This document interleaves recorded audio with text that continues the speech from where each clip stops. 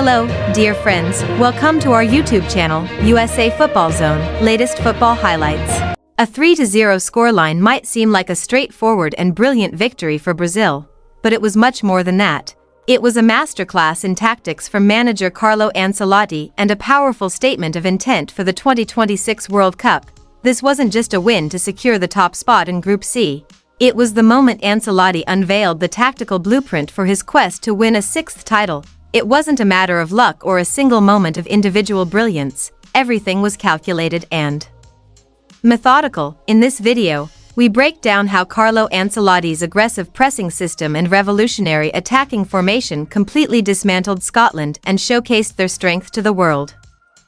It began without the ball. For years, Brazil's identity was defined by the individual flair of its players. However, Ancelotti, a master of European football, instilled remarkable defensive discipline in the squad. Laying the foundation for this victory, when out of possession, Brazil employed an aggressive, high-pressure 4-4-2 pressing system. The objective was clear: to trap Scotland and disrupt their rhythm. The strategy and coordination were evident.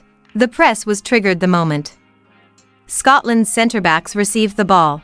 But the real magic lay in the finer details. Ancelotti handed a start to 19-year-old Ryan in this crucial World Cup match, and his faith was fully justified. Playing as a high-positioned right winger during the press, his role wasn't merely to apply pressure. He used his cover shadow to cut off passing lanes to Scotland's left-backs. This forced Scotland to play through a congested midfield exactly where Brazil wanted them. Whenever the ball was played, Brazil's midfield, led by the formidable Casemiro, would swarm the receiver and win back possession in dangerous areas. We saw the powerful results of this strategy just 7 minutes into the game.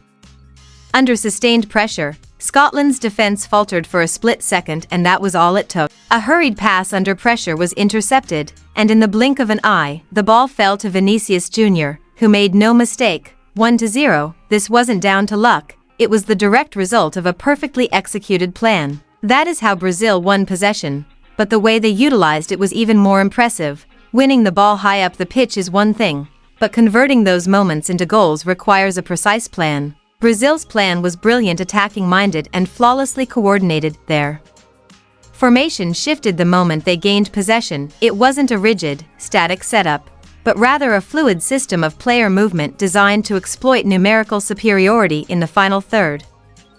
It worked like this. One fullback would tuck inside to join the centre-backs, forming a back three to guard against counterattacks. The other fullback would surge forward, effectively becoming an extra winger. This left just one key player in midfield, Casemiro, operating as the sole pivot. He was the vital link. While distributing the ball and shielding the defense, he granted the 5 attacking players ahead of him complete freedom to push forward. With so many players involved in the attack, Brazil capitalized on their numerical advantage across the pitch. Their players spread wide, exploited space in the half spaces, and made runs through the center. It created an impossible situation for Scotland's 4-man defense.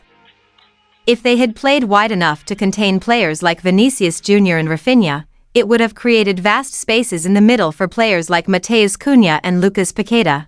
Conversely, if they had stayed compact centrally, they would have left themselves exposed to one-on-one duels on the flanks. It was precisely this tactical dynamic that led to Brazil's second goal. Just before halftime, they patiently built up play, stretching the Scottish midfield. Then, the tempo shifted abruptly. A few quick passes found Bruno Guimarães in open space. He looked up, assessed the chaos created by Brazil's formation, and delivered a perfect pass to Vinicius Jr., who finished brilliantly to make it 2-0. That goal was the product of a well-executed tactical plan. If you enjoyed this in-depth analysis of Ancelotti's tactics and want to understand the logic behind the results, please hit the subscribe button. We go beyond the highlights to explore the systems defining modern football. But Brazil's dominance wasn't limited to formations on a tactics board. It was a matter of philosophy. For years, top teams have faced criticism for retaining possession without producing tangible results. Ancelotti's Brazil side offers the antidote. Their most distinctive trait is a relentless, almost obsessive focus on moving the ball forward with purpose. Every pass aims to penetrate the opposition's defense, disorient them, and/or creating the perfect angle for a forward run. It is not merely about retaining possession, it is about purposeful possession. This approach of playing with intent directly influences their chances of victory. Everything hinges on the finish. This team is not just lucky. It is a squad that crafts excellent opportunities through a brilliant tactical strategy and then converts them into goals. The third goal against Scotland was a prime example of this, in the 60th minute, just as Scotland was desperately trying to get back into the game. Brazil won possession in their own half. There was no intention to slow the game down. Instead, it was a swift, direct attack. The ball moved rapidly, cutting through Scotland's pressure. Within seconds, it reached the feet of Matheus Cunha, who was in open space. He calmly scored to make it 3-0. This goal demonstrated the remarkable effectiveness of Ancelotti's approach, absorbing pressure, securing possession, and launching an attack before the opposition could regroup. Tactics aside, this match sent another perhaps even more intimidating message to Brazil's rivals. Their squad depth is astonishing. For most nations, fielding a 19-year-old like Ryan in a crucial World Cup match would be a gamble. For Brazil, it was a display of strength. He wasn't there merely to make up the numbers. He was an integral part of the game plan and appeared completely at ease on the world's biggest stage. And then, in the 76th minute, came the moment every Brazilian fan had been waiting for. Neymar returned to the pitch. It wasn't just a substitution. It was the return of a global superstar to a team that was already playing magnificently. A different kind of energy was palpable the moment he stepped onto the field. Brazil's all-time leading scorer was joining a squad that had just proven it no longer needed to rely solely on his individual brilliance. His return added another layer of uncertainty and world-class quality to a squad that already appeared formidable. The combination of a proven, disciplined system and the individual brilliance of players like Neymar can be terrifying for any defense. So, what did we learn from this 3-0 victory? We learned that Carlo Ancelotti's Brazil is not merely a collection of talented players. They are a cohesive, tactical unit. Aggressive pressing without the ball and rapid, multiplayer attacks are the two primary driving forces propelling this team forward.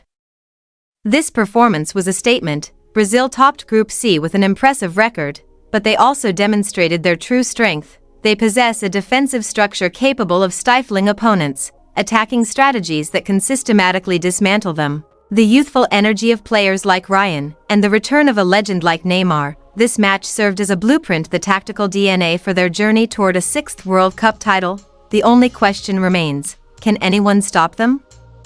Given this performance, Brazil has every reason to believe that this tournament is theirs to win. What did you think of Brazil's performance? Was it one of the greatest tactical displays of all time?